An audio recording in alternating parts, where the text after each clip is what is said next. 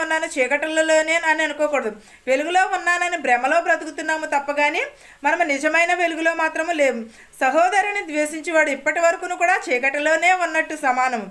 మా సహోదరుని ప్రేమించిన వాడు ఇప్పటి వరకు కూడా చీకటిలోనే ఉన్నవాడు.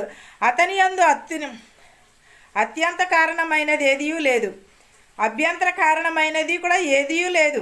తన సహోదరుని ద్వేషించువాడు చీకటిలో ఉండి చీకటిలోనే నడుచుచున్నాడు. చీకటి అతని కన్నులకు గ్రుడ్డితనమును కలుగ చేయును గనుక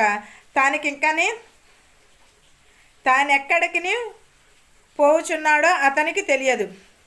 అంటే తన సహోదరుని ద్వేషించేవాడు చీకటిలోనే ఉండును, చీకటిలో నడుచుచు కూడా చీకటిలో నుండి తన కనులు గ్రుడ్డివగును. వారు ఎక్కడికి పోవచ్చున్నాడో వారికి తెలియదు. తన సహోదరుని ప్రేమించిన వాడు చీకటిలోనే ఉంటాడు.